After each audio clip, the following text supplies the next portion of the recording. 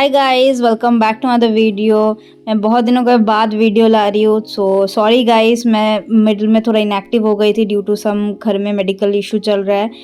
And कल आपका exam है। आई होप आपका प्रिपरेशन पूरा हो गया होगा। और आज ये वीडियो में मैं कुछ पॉइंट्स बोलने वाली हूँ कि आपको कुछ भी प्रॉब्लम ना आए एग्ज़ाम के अंदर, एग्ज़ाम पूरा स्मूथली जाए। फर्स्ट तो आप लॉग इन कर लेना स्टूडेंट पोर्टल में, तो मेल आईडी एंड पासवर्ड, और आप ओटीपी से भी लॉगिन कर सकते हो।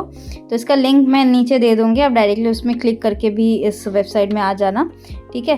अगर इस वेबसाइट में आने के बाद हम लोग को एक साइट जो बाहर दिख रहा है ना ब्लैक कलर का, उसमें एक ऑप्शन आता है गो टू एग्ज़ाम।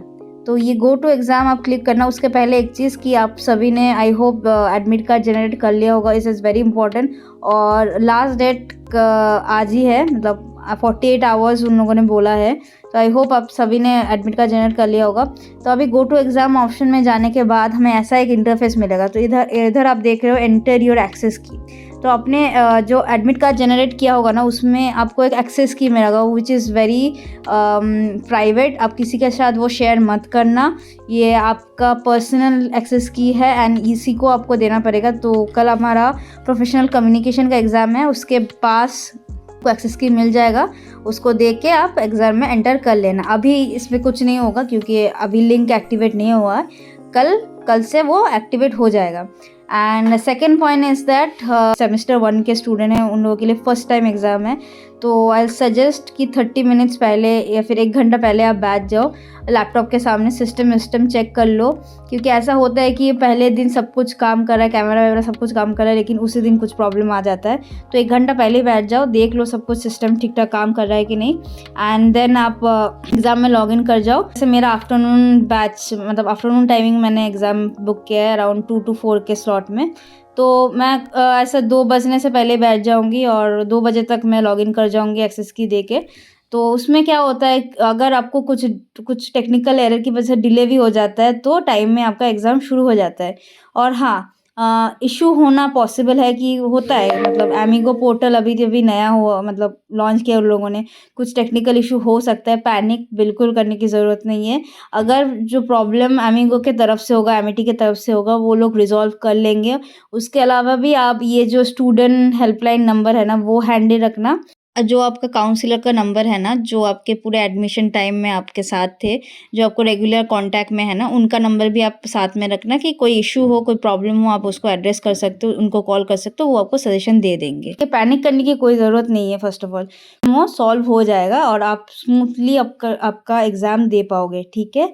तो एक और इम्पॉर्टेंट पॉइंट है कि आपका जो भी टाइम स्लॉट है, फॉर एग्जांपल मेरा 2 बजे का है, तो आपको 30 मिनट्स का ही टाइम मिलेगा, मतलब 2:30 तक की है आपका वो जो एग्ज़ाम का लिंक है वो एक्टिव रहेगा, उसके बाद वो एक्सपायर हो जाएगा। तो वही 2 से 2:30 तक ही आप एग्ज़ाम में एंटर कर जाना, नहीं तो उसके बाद वो डीएक्टिव हो जाता है, ठीक है, ये याद रखना। नेक्स्ट, के पास कोई भी गवर्नमेंट आईडी कार्ड वो हैंडी रखना, आधार कार्ड बोलो, वोटर आईडी कार्ड बोलो, कुछ भी वो पास में रखना। और आप प्रॉपर लाइट एरिया में बैठना, आपका फेस ठीक से विजिबल होना चाहिए, नहीं तो वो एग्ज़ाम रोक देंगे बार बार, ठीक है। और लास्ट थिंग जो है, कोई भी पॉपअप नोटिफिकेशन लैपटॉप में नहीं आना चाहिए, वो आप लोग बंद कर देना।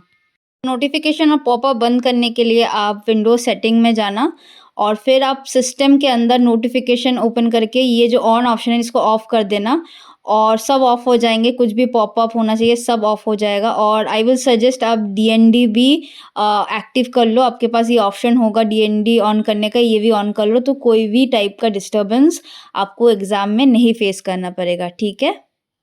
तो लास्ट और वेरी इंपॉर्टेंट पॉइंट, तो मैनी स्टूडेंट्स को ये कन्फ्यूजन है कि अकाउंटेंसी, स्टैटिस्टिक्स, ये न्यूमेरिकल बेस्ड सब्जेक्ट का सम्स कैसे करें, बैलेंस शीट कैसे बनाएं ऑनलाइन एग्ज़ाम में।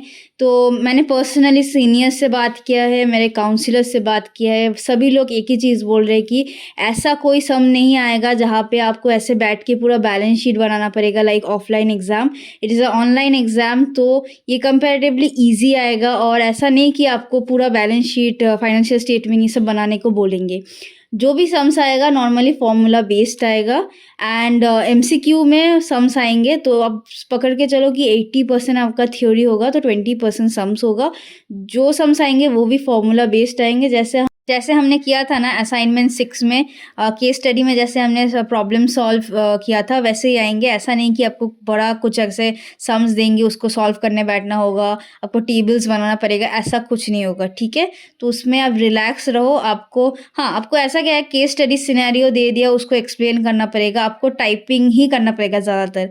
आपको मैथ्स का जो है उतना सॉल्व नहीं करना पड़ेगा, एमसीक्यू बेस्ड आएगा तो उसमें आप रफ करके कहीं सॉल्व करके उसको कर देना रफ। अब मैं बोलूँगी एक रफ पेज लेके बैठना क्योंकि उधर पता नहीं कितना आप रफ कर पाओगे, एक पेज ऐसे लेके बैठना। अगर कुछ उन लोगों ने प्रॉब्लम है फिर तो आप फेंक देना उसका कुछ प्रॉब्लम बट एक रफ ऐसे लेके बैठना क्योंकि हाथ से अब ऐसे लिख के रफ करोगे ना तो आपको ईज़ी पड़ेगा। तो ये मैं सजेस्ट करूँगी और टेंशन मत लो, एग्ज़ाम बहुत अच्छा जाएगा। All the best to everyone.